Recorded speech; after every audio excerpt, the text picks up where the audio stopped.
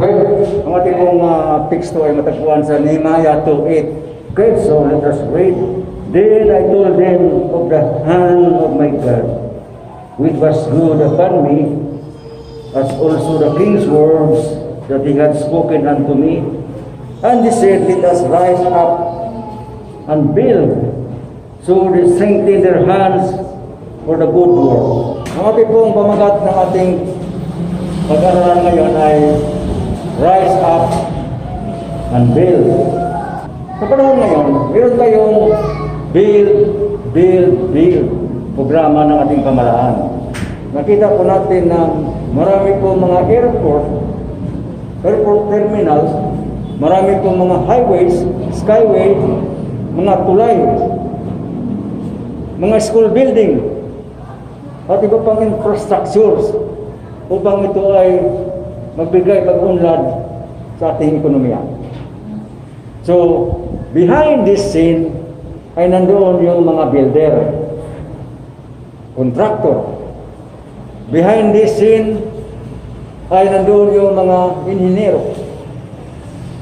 Okay, so nakita po natin na marami pong staff ng mga engineers, yung DPWH na siya pong agency na nag-implement po ng build.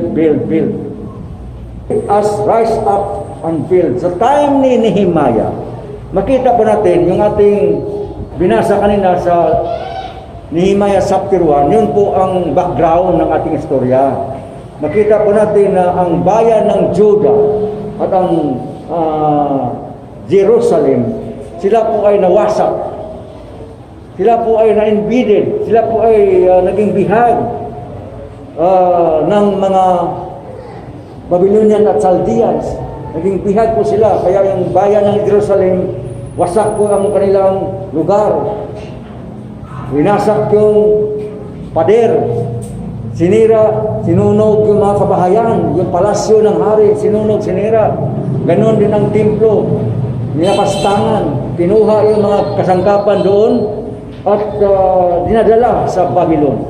So yun po ang nangyari dahil sa kanilang pagtalikod sa Diyos. Dahil sa kanilang kasalanan, hindi po sa tumupad sa usapan o tipan na ginawa ng Israel at ng Diyos. So, number 1 talaga dyan, yung idolatry. Kaya, yun po, nawasak yung bayan na yan. Kaya, isa sa mga bihag dito ay si Nehemiah. At siya ay naglingkod sa palasyo, sa hari. At nakita ni Nehemiah na mayroong galing sa Jerusalem na nag-report sa kanya, ito ang kalagayan ng ating bayan. Nakita ni Nehemiah, nalaman niya kung ano ang sitwasyon sa bayan ng kanyang lugar, Jerusalem. So yun po eh. Ngayon, nakita po natin na sa ating teksto, the hand of God. Sabi ni Nehemiah, the hand of my God was upon me. So, yun ang influence number 1 natin. The hand of God was experienced by Nehemiah. Sino sa atin naka-experience na ang kamay ng Diyos ay sumasayo? Naranasan mo na ba yan? Na ang kamay ng Diyos ay sumasayo? Amen. Amen, di ba? Amen. Okay. Halimbawa,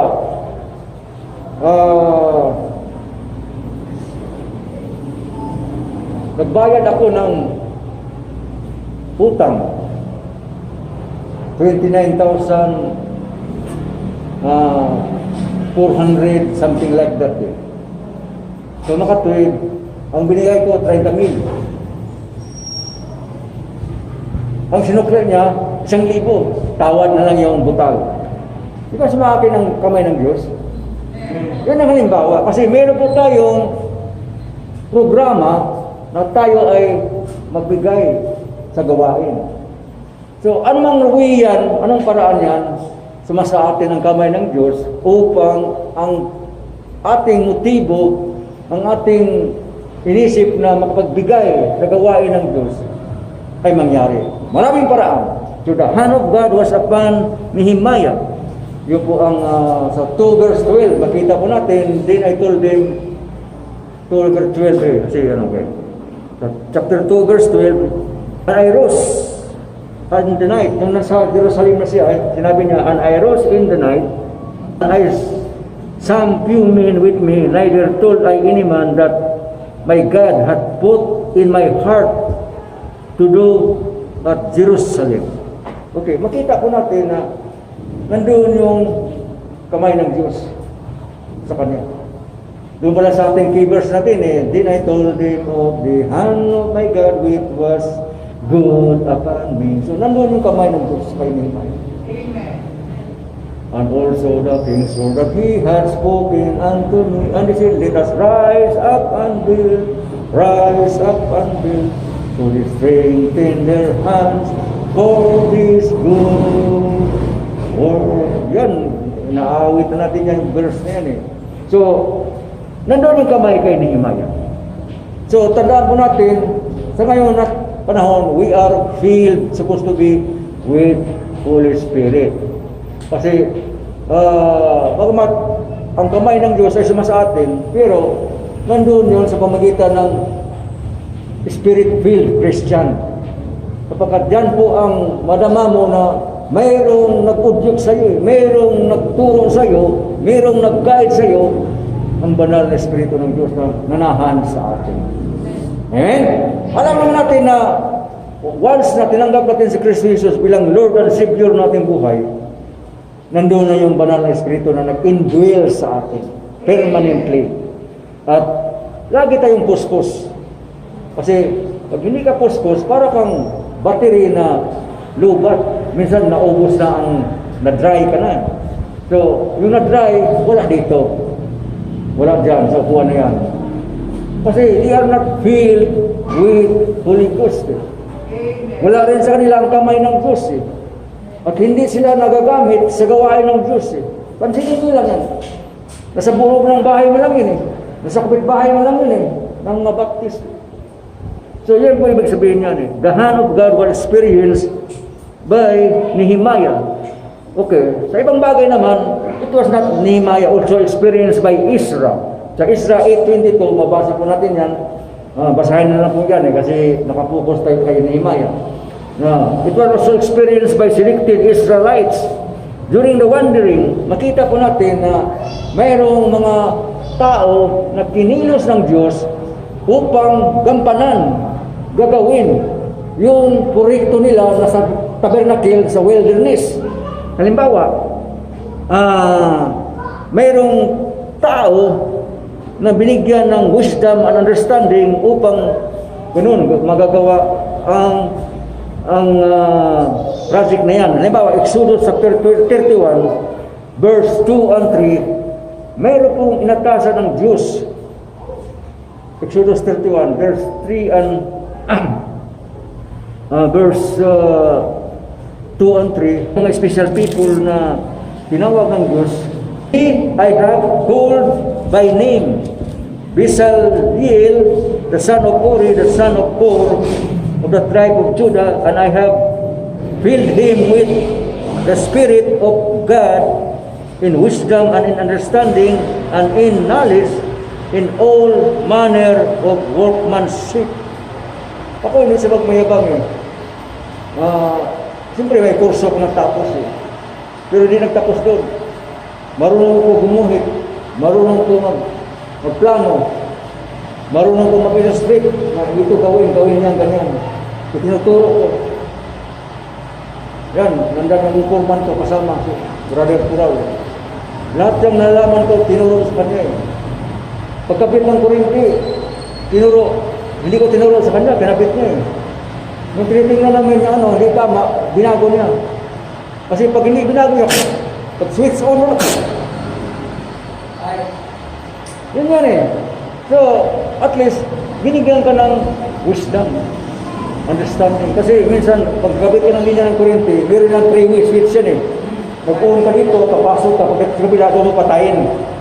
Mahirap ang wiring yan Alam niya yung backball yan So, yung ginawa niya, dito sa taas, so, meaning, at least may alam ka. Para bago mo walang short circuit. Yun ang halimbawa, nagbigay ka ng wisdom, binigyan ka ng wisdom ng Diyos. Meron kang napag-aralan, meron kang natutunan, na-experience mo, so makatuwid, iba yung rikta kang binigyan eh. Kagaya na nabanggit natin yung pangalan na yan eh. Okay, so, Bertuhan, si Bisalil, at mayroon pa siyang kapartner eh. Remember, sa verse 6, I behold and I have given him with Aholiab, the son of Ahismaach of the tribe of Dan, and in the hearts of all that are wise-hearted, I have put wisdom that they may make all that I have commanded thee. So pag meron kang project, alam mo natin na meron kang skill, meron kang carpentry skill, meron kang masonry skill. Nung araw kasi walang electrician eh. Wala rin tubiro ng araw eh. So yun lang eh. So marunong magtunaw ng pangtubog, kagaya ng ginto, pangtubog yan eh. Ng silver, pangtubog yan kasi kailangan itutubog yung mga furniture sa templo eh, o sa tabernacle. So ganun ang wisdom ng araw. So natutunan nila yan eh. Okay? So the hand of God also was experienced by this man. Okay? So another is in giving tabernacle materials whom God stirred their hearts. Exodus 35 in verse 5, mabasa po natin na take ye from among you an offering unto the Lord, whosoever is of a willing heart, let him bring it, an offering of the Lord gold and silver and brass and blue and purple and scarlet and fine linen and goat's hair and so on and so on. Yun ang mga tabernacle materials na i-giving nila.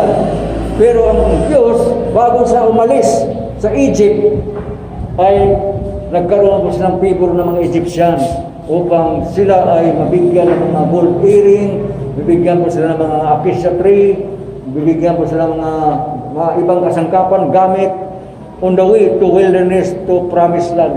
Kaya yung mga nakuha nila sa mga Egyptians, yun ang ginamit nila sa pagpatayo ng tabernacle. At ang mas ganda pa rito, sobra-sobra eh. Ang sabi nito sa Exodus 36 in verse 6, sinabi po dito na, and Moses gave commandment, and because it to be proclaimed throughout the camp, saying, let neither man nor woman make any more work for the offering of the sanctuary. So the people were restrained from bringing. Napakaganda mga kapatid. Tandaan niyan. Kevin, itigil mo na muna ang pagbigay mo sa ating contribution kasi sobra-sobra na. Di ba maganda pakinggan mga kapatid? Amen. Meron tayong contribution sa, halimbawa, sa 3 million na latpan. Ang sabi ni Pastor kanina sa kanyang post, ay 1.7 na lang ang ating dalangin at ibubunuin hanggang December. Pero kung ma-meet natin yan, di ba, napakaganda? After giving, pwedeng mag-post si Pastor, itigil nyo na ang iyong pagbigay sapagkat sobra na, at sobra na. Di yung sobra na, halitan na. Kami naman, slogan ng politisyan yan eh. Sana ganun tayo kasi maluwag na ang ekonomiya. Marami na nakapasok sa atin ng trabaho. Nakaresume na sa normal na gawain sa trabaho. So ganun mga kapatid na pinigilan ni Moses eh. Napakinggan na ang ating pastor sa post niya sa ating group chat eh. Mga kapatid, salamat, congratulations sa ating giving. Ngayon, i-announce ko sa inyo na ihinto na natin yung giving na yan. Kapag na-reach na natin yung 1.7 na balance. Napaganda, di ba? Amen. Ganun po. Because, bigyan ko yung example. Maraming kilala sa atin yung ex-president Donald Trump ng USA. Okay? He is a motivation speaker. Nag-motivate siya sa mga kanyang speaking engagement. Okay? So, yung nakikinig sa kanya, dadalo sa kanyang pakinig, magbabayad ng mahal na bayad yan. Mahal ang binabayad yan. Pero sulit daw kasi yung natutunan nila na tips na binigay kay ex-President Donald Trump, nababawi nila sa kanilang pagnegosyo o practice anumang bagay na yan. Whereas,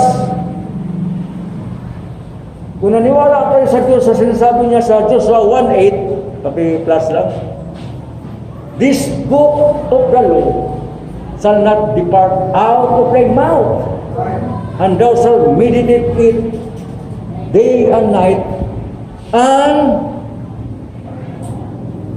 observe to do whatsoever written therein, for therein thou shalt make thy way success or prosperous to the people.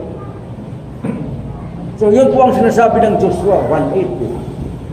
So, kung once sinunod mo yan, binasa mo yan, mas higit kang pagpalain kay Donald Trump. Amen? Kasi ang Diyos ang nagbigay sa atin ng kanyang sinasabi. I will make thee thy way prosperous. Siya yun eh, hindi si Donald Trump. Si Donald Trump nagpayo lang eh. Pero iyan sa atin ang gumas ng Bible. Okay, maniwala kayo. Binigay sa akin yung Bible nito 1985. Tandaan niyo, 1985. Mula nang ibigay sa akin 1935 hanggang kanang umaga, binasa ko. Biba-biba na yan eh.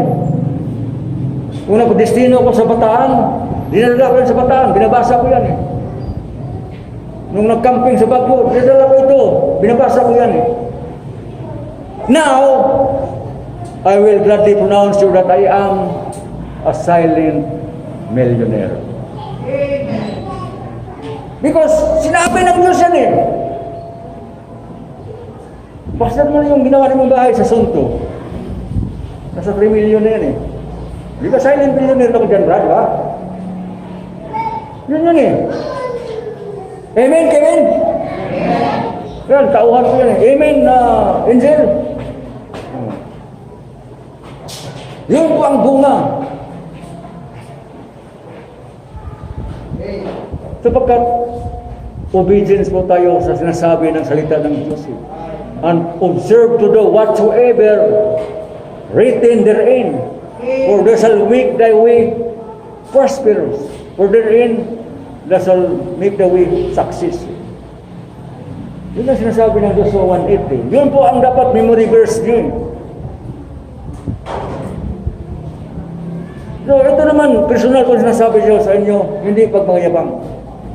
Sapagkat, totoo po yan na ang pag-aasinso sa atin nakabase sa sinasabi ng salita ng Diyos, sapagkat ang Diyos, kung ang sinabi niya, ino-honor niya.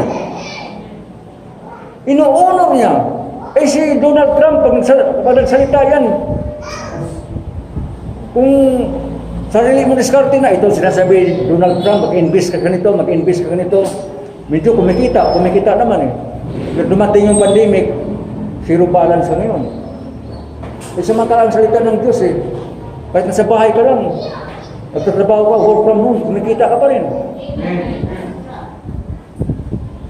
Sapagkat ang Diyos ay nag-endorse sa iyo, ito, engineer team, mayroon kang project, kaya mo ito, mayroon kang software, kahit mahal yan, kaya pa rin yan, bayaran.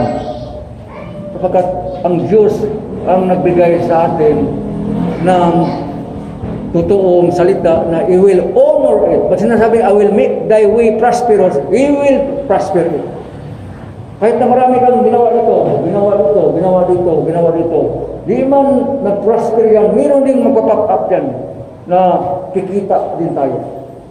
Ganun ang talaga ang buhay ng tao sa trabaho natin.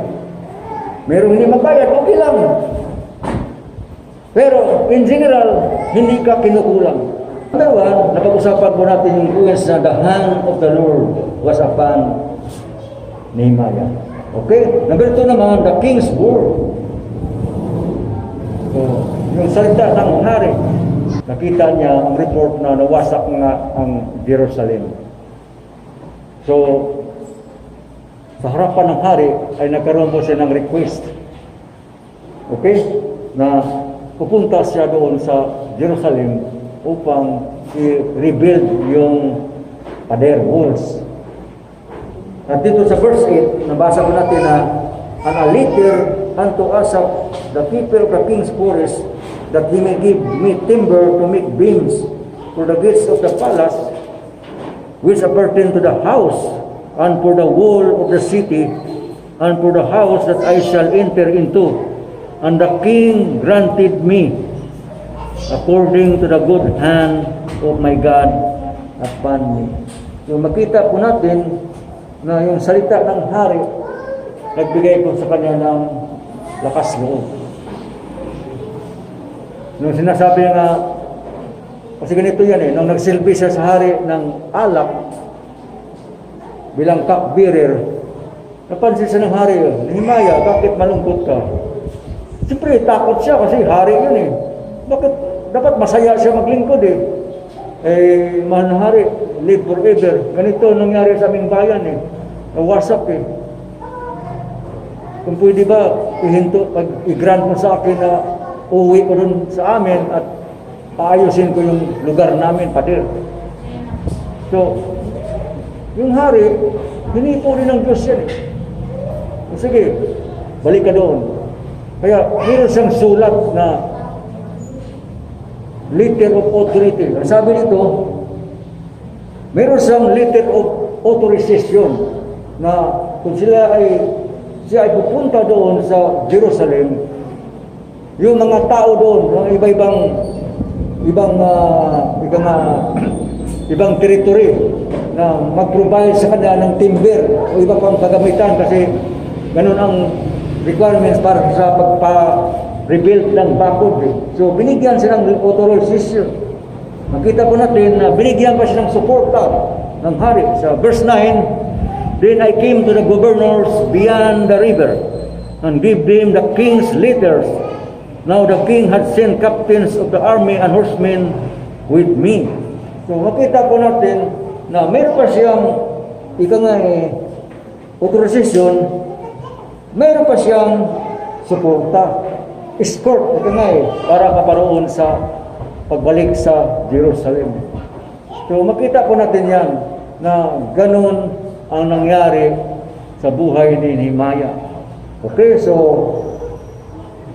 sa key verse natin, nakikita po natin na pinasimbol yung pagkatapos ng naikot niya yung Jerusalem, nakita niya na paano gagawin, nag-aisipan niya, itong gagawin niya, ganyan. So, tinipon na yung mga tao doon. At sa pagtipon niya, nagkaroon sila ng usapan na, okay, magkaroon tayo ng portion. Yan, portion na yan. Ito para sa iyo, ito para sa kanya, ito para sa kanila. Ito, ganyan. Mayroong division of labor.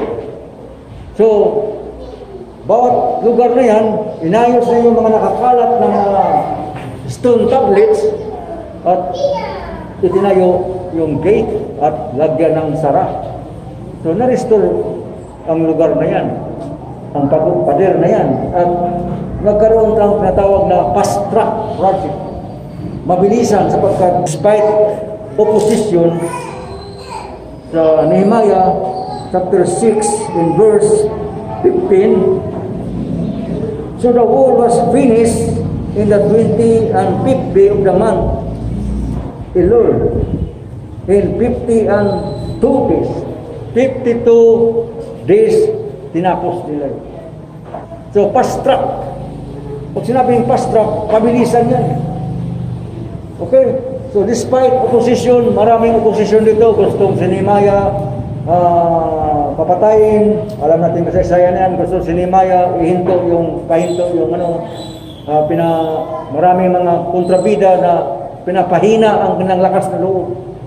Pero ganun pa man, si Nehemiah patuloy na naging matatag at nanalangin sa Diyos sapagkat alam niya ng kamay ng Diyos ay sumasa kanya. Kaya yung project ay natapos lang na ng 52 days. Kaya sa atin na encourage po tayo na ang Diyos, ang kamay ng Diyos ay lagi nawa sa atin. At we must be always filled with the Holy Spirit na ang ating proyekto, ng ating gawain ay ma-reach natin yung halaga na yan. Kapagkat marami pang proyekto dyan, after this, marami pang proyekto ang ating gawain kasi ang Mother Church sa Baclaran, kailangan pagkukuha pa ng lupa, kukuha pa ng, magtayo pa ng tahanan. Kaya matanda na ako. Ay sabi ko kay Pastor, sana bago ko pumanaw, mayroon ng gawain doon, may saksura na doon sa Baclaran. Pero ngayon, wala pang lupa. So nag-iipon lang.